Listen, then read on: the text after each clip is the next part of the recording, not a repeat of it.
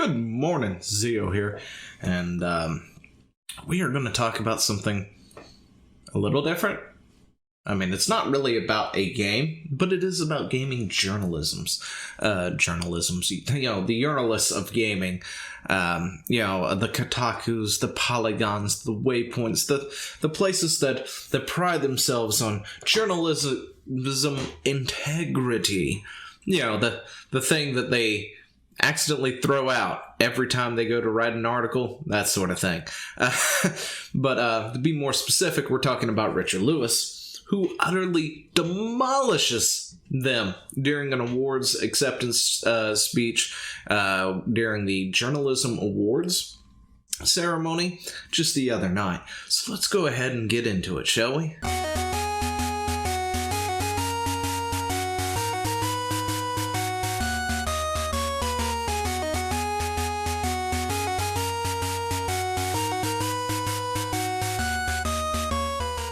But yes, for years, places like Polygon, Kotaku, and stuff have been sort of a dying breed in the gaming industry. They love to talk about the games and throw in anything and everything they can of a political slant in it. It doesn't matter if the game has anything to do with whatever politics that they're trying to push. They make it fit in there one way or another because the mental gymnastics that these people do just far exceeds everything that, a normal person could do, I guess. You could call it a superpower, I guess, of theirs.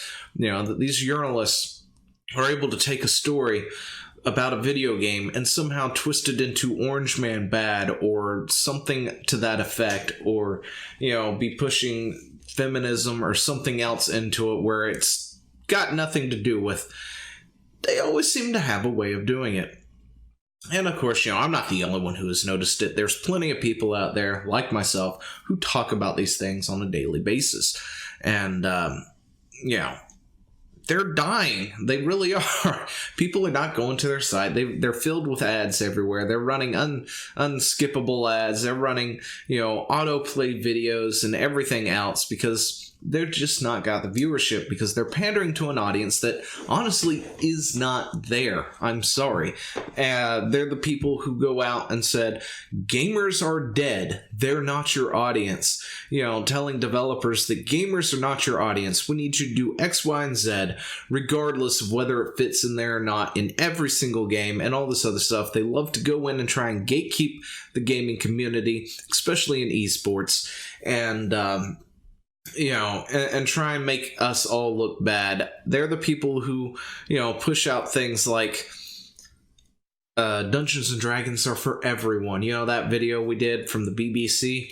We talked about that one a while back. If you hadn't seen it, go check it out. It's one of my more popular ones, apparently, because I just don't have the subscribers yet to really build anything too much.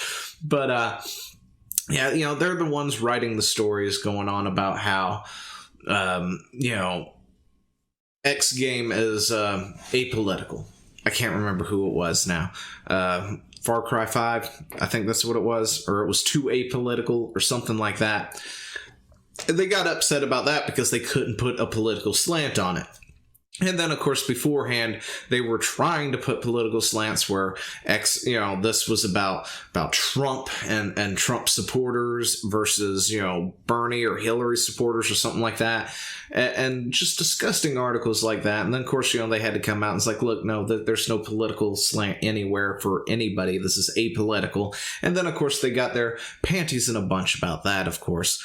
Because, if they can't shove their politics of some kind into their writing, they're going to write about how they can't do that, apparently. And that's all they do. They're trash journalist sites. They're trash journalists. They outright lie, misrepresent, or completely fabricate facts of their own choosing, of course. And they do it every single day. They try to cancel people like, PewDiePie or Ninja or somebody like that because, Ninja's bad because he won't play with any female streamers. Therefore, he's somehow a misogynistic beast or whatever, and needs to be canceled because he has a strict code of not streaming with females. He could do whatever the fudge he wants. He doesn't have to stream with anybody at all if he doesn't want to. And he's got valid reasons for it. Or, canceling PewDiePie for making fun of Nazis or, Hitler or stuff like that. And I'm not sure if those words are flagged, so I'm saying them oddly. But you know how YouTube is. They're trying to cancel every one of us before we can get off the ground. But yeah, they take that and they're like, PewDiePie is anti-Semitic, blah, blah, blah, this, that, and the other, and try their best to cancel and stuff. And they'll put, like, all 5 jokes he ever did into a 2-minute video and say, see, this is the proof, this is the proof. And completely, cutting out the context that it was a joke. Because, jokes are bad, too. And they'll write articles about that, how you can't do jokes. Or, you make a game where, women can get killed or something like that. They write articles about how the game is all about going out and killing women. Oh my god! Gotta clutch their pearls and all that other stuff. We've seen it happen. Happens all the time. But let's look at this. This is Richard Lewis. He's another journalist. One of the journalists with some integrity, to be totally honest. Unlike a lot of them out there. Love him or hate him, I'm pretty sure I've seen some pretty hot takes from him that just are out there, but whatever. Point is, he comes up here and completely slams these people for their horrible journalism, because seriously, it's like these people, I talk about it all the dang time, how it's like these people have no idea what they're talking about. They're not in the gaming space. They don't care about video games. They can't even do 5 seconds to do a Google search and find out that they're horribly, horribly wrong. They assign people who have no business to review certain games to review them because they have no idea what the game's about or anything. Anyway, but yeah, let's listen, shall we? Fine. So anyway, what I was going to talk about is why this award's important. Not my award that I won, because that would be narcissistic. Yes, but a lot of these journalists are narcissistic. Because there's these external media companies, they're looking at esports, and they want to write the history. And you know who he's talking about, of course. The Polygons, the Kotakus, the Waypoints, the Vice Gaming, the BBC coming in, like with their Dungeons & Dragons video. Plug. Again, plug. Go look it. Go watch it. It's fun. It's great. I complain about how ignorant they are and how the bully feels the need that we should accept them 30 years later after they bullied us out of existence years ago in high school. It's great. It's fun. It's family friendly. Actually, it may not be family friendly. Don't quote me on that. And they want to tell the stories. And you know who I'm talking about? Polygon. People like that. Waypoint. The Kotakus. He actually names them. I love it. Anyway, right? And their approach to writing about our thing is twofold. They've consistently embarrassed themselves writing pieces that expose their complete ignorance about our scene. Exactly. No experience. They have no idea what they're talking about. They lack just integrity, general integrity. Not just journalist integrity, but just regular integrity.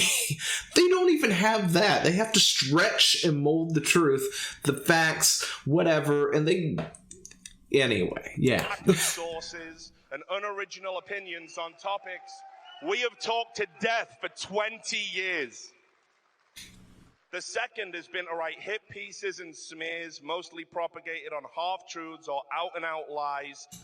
Exactly. Happens all the time, like PewDiePie's an anti-Semite or whatever, because he made fun of Hitler.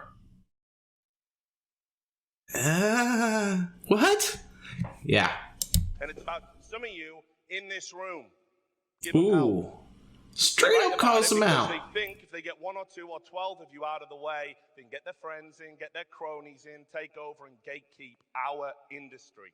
Exactly. So that's happening in a lot of industries right now, like comic books. DC and Marvel. You know, the gatekeeping to keep other people out of that is horrendous right now, because the woke brigade is currently in charge of those bigger publishers. You saw it happen with, what was it, Cyberfrog or something? Ethan Van Sciver or somebody like that. You know, where they were trying to print a thing, got Antarctic Press to print it out, to print physical copies out, and then, what's his name? Mark Wade, you know, the pustule that is the Wade, comes out, calls them up, and suddenly, oh yeah, by the way, we can't actually publish your thing now. I know everything was great when I talked to you earlier today, and we were going full forward and stuff, but now I can't. I'm sorry, I've got people to feed, and Wade is going to come in here and just roll over on me and kill me and destroy everything. I can't have that. You know, we've seen it happen in several other industries that, you know, go adjacent to our own. You know, you've got the things happening in Funimation, Cybertron Studios, things like that also happening, where they are gatekeeping people who truly want to be there, you know, people who really want to be in that industry, keeping them out because they don't have the right opinion, because they don't like them for one reason or another.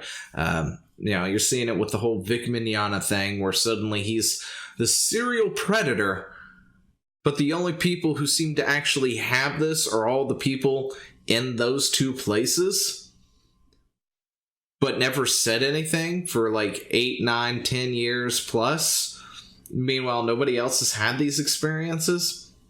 Okay. So let's compare and contrast. The reason I'm stood here is probably one story. I wrote a story about a great guy, one of our best ambassadors, Rick Fox, who was receiving racial abuse while he was in Echo Box. It's a disgrace what happened to him. I love that guy. We all owe him a great debt. That's the kind of story I want to break, and that's the kind of story I want to fight for. Let's have a look at some of their greatest hits. Yeah, see, this is what it means to speak truth to power. You've got something that is actually happening, and you talk out about it and stuff. See, a lot of these articles and things, when they write stuff, they like to build strawmen.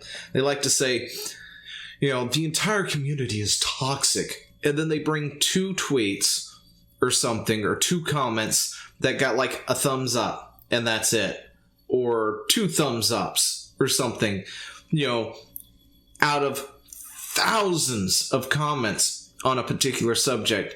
And it's like, so everybody is toxic because you were able to find 2 out of millions or thousands of comments that said like the N-word or something, or said go KYS yourself in Minecraft or something like that. And because there's 2 of them, the entire community is a toxic bag, because everybody else is giving you constructive criticism, and it took you 5 hours to find those 2 tweets or whatever in the mess, so you can put them on display as if it's the entire community.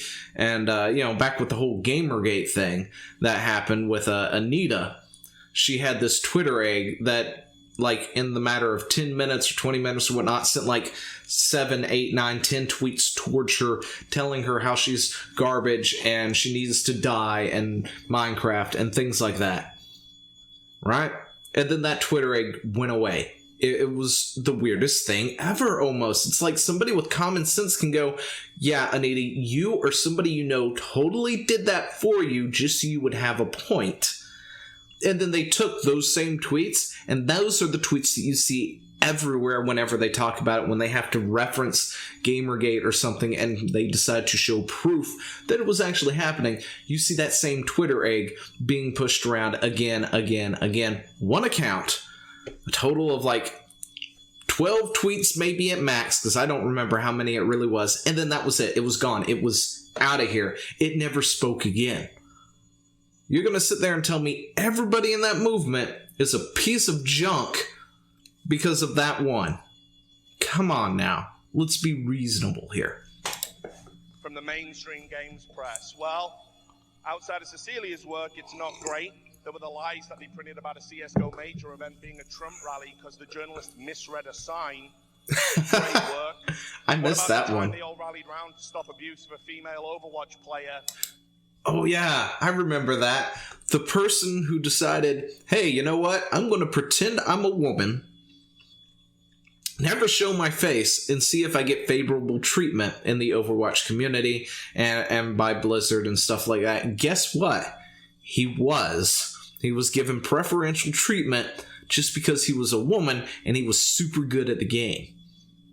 In reality, he was like ranked 100 and something or 90 something, I don't know, in the larger thing with his actual tag or whatever. And that, by the way, if I remember correctly, is the thing that spawned Soldier 76 suddenly becoming gay, because they had that trash fire going, and it's like, oh, by the way, remember when we told you there was another gay character on the roster, but we never could tell you exactly who it was because, you know, we don't really have an idea of who it is? It was Soldier 76, and then everybody's headcanon went into play, and like, oh yeah, I remember seeing that picture in that comic, and he was looking at that person, that must have been his lover. You know, when, you know, that could have been anything. That could have been anyone from, like, his best friend who died in service to, you know, his brother who maybe died in service, or maybe could have been his lover who died in service or something else like that, because, you know, we never really knew at the time. I don't think if dude was even still alive or whatnot, but he was looking sadly, fondly at it, like he was remembering it or something. You know, but everybody's headcanon went wild with that. It's like, oh, yep, totally his lover, totally confirmed. Awesome. You guys are great. Kudos to you, Blizzard. And forgot the dumpster fire that was going on right next to him. Because you guys are blind. But that's just a small rant about that. That didn't exist, which they would have found if they'd done a cursory fact check. And of course, there's the annual hit piece they write trying to cancel any one of you. Oh, what about that interview they did with the world's most popular streamer outside of a toilet? One throwaway quote still haunting him today. It's an outrage. Yep. So anyway, despite this, I want to welcome good journalists from a non-esports background into the scene, because there are hundreds of stories every year that must be told to make our industry better. I stuck it out for 15 years because I care. I care about this industry, I care about everyone in this room, and I care about everyone at home, and that's why I want to make it as best as it can be. Thanks so much for this award. Seriously, that's what we want. We want somebody in the industry who actually cares about the stuff that they're writing. How hard is that? If you don't care for it, get out. I know you couldn't get in with CNN, because I'm sure you don't want to write for Fox or whoever it is, but, you know, go freelancing or something for them. But, you know, get out of the gaming industry. I don't need another article telling me about how dude went to go and review the, you know, whatever for Guitar Hero, whatever the new one is, and he spent the entire night talking about Filipino politics with somebody else because he just doesn't want to be there, doesn't care for the game. It looked okay. We get a paragraph. Meanwhile, the other 5 are about him talking about something completely unnecessary, random, doesn't even need to be in there. We don't need articles like that. We need articles about, you're going to go and, you know, look at the new Guitar Hero game. What you thought about it? How did it look? What were the graphics like? The sound, you know, what they had available for soundtracks, you know, music and stuff like that, the difficulty, and somebody who actually likes Guitar Hero to write about Guitar Hero, who could properly critique it and go, you know, there wasn't this, but, you know, they talked about maybe adding that in or something like that. It'd be really good if this was actually in the game and they removed this thing here, but I'd really like it if they'd bring it back. And, you know, this interaction was interesting. It was kind of cool. It's new. I'm not sure how I feel about it just yet. Things like that. Not that hard. You know, you're going to have somebody review Doom. Put somebody who knows how to actually work, I don't know, their thumbs on a controller to play Doom. You know, you're going to review Cuphead or something. Please, for the love of all that is holy, for the love of Talos, do not let somebody who can't get past the tutorial stage for 3 minutes because he can't follow directions and jump and dash. It's not that hard. You know, instead of delegating these tasks, maybe you guys should be thinking more like, hey, we've got this new game coming out. It's World of Warcraft, Shadowlands, and whatnot. We need somebody to review it. We've got a review copy. You can go live right now We need somebody to review it and see, you know, if somebody wants to take it. I would love to take that. If I was in that case, I'd be like, yeah, me, I'll do it. Give me, I'll do it. Trust me, it will be great. And I will critique it, talk about it, what they've done good, what they've done right, what new things that I like, what new things that I don't like, what they've messed up on, things like that. Instead, you're like, hey, Katie, look, I need you to review this MMO. What's an MMO? Don't worry about it. Just here's some login information. I need you to get on this thing over here and type it in and go review it. What's World of Warcraft? I don't get it. Oh, you want me to review this? Okay, I'll go do that. Yeah, seriously, that's what it feels like. What they do is just delegate it to the most random, unenthused person in the room who doesn't even know what it is to go on review or talk about these different things. Would it kill you to get somebody who was actually passionate about it? And it's like, look, when you make your new next application sets or whatever and go, hey, we're looking for new writers. However, we need writers who love video games. Specifically, we need people who are passionate about fighting games and, say, MMOs. And we need you to write on those and review those and things like that. And then, of course, during the interview process, don't be afraid to test the waters. Get somebody who knows something about it. I know I've seen it in the past where it's frowned upon. It's like, how dare you question my gamerage, whatever, my gamer card. How dare you? That is so sexist and misogynistic for somebody to, I don't know, question whether or not I actually know what it is that I'm talking about or doing or playing or whatnot. You don't have to have somebody who knows every ins and out and the lore of something, but at least somebody who's passionate enough to figure it out. There's nothing wrong with that at all. And if I remember correctly, they're like Blizzard or somebody way back in the past, I think actually did things like that. When they brought in people and it's like, are you a gamer? What kind of games have you played?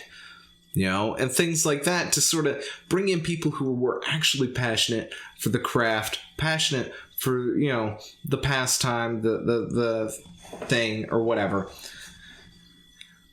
But anyway. But I love you all dearly. Thank you. Yeah. It was good. I mean, seriously, he just straight up burns the ground with him. And it's great. And I've ranted on for over 20 minutes on this. I had no idea that I guess I could be so passionate about this sort of thing, but just getting to air it all out. It feels pretty good. Anyway, I guess we'll go ahead and we'll end it right here.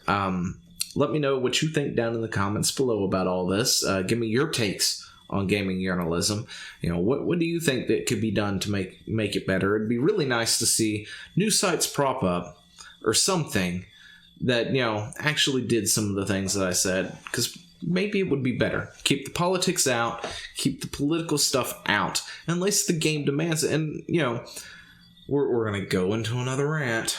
Nope, we're not. We're going to go ahead and end it here. I will talk to you later. See ya.